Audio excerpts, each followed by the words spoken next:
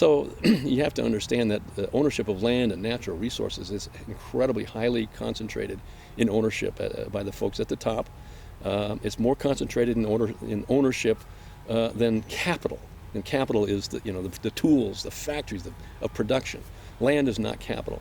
And this is where the distinction, if you don't make this distinction, you cannot, I say, and because that was clearly the case for me. As soon as I understood that distinction, everything became clear. What really going on underneath the issue is the land issue, and then that might be aggravated by the whole capital system, but to lump land in with capital is to confuse some very important issues. Woohoo! And the economics of land is completely different. It's not completely different than the economics of real capital. They share a couple of things in common, but two things are really important.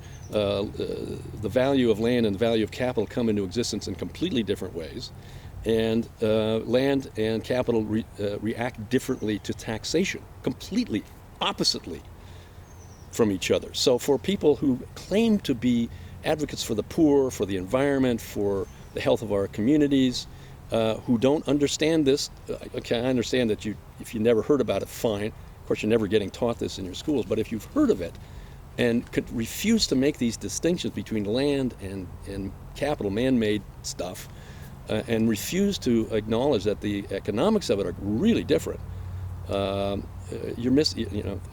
I'm not sure whose side you're on, is where I am with that. At least what people are doing is they're leaving on the table a very powerful talking point, and one that cannot be argued against. Land, the planet belongs to all of us, in principle, in common. In fact, land value is created by all of us equally, and therefore belongs to all of us, should be collected for common purposes. And individuals should be left to how they make money is from their labor and their investment in real capital.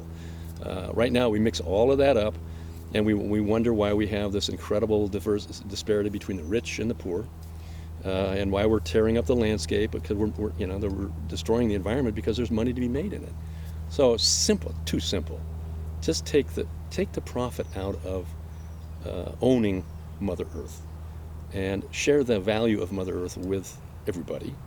And when you do that, all of a sudden, all the sprawl stops, urban blight repairs itself. And that's in conjunction with changing the taxes. No more taxes on wages and no more taxes on capital improvements. So take the taxes off of improvements in the property, change the property tax, get it off the taxes on improvements, and other kinds of taxes that tax labor and capital. Reduce those while you're increasing the tax on land values.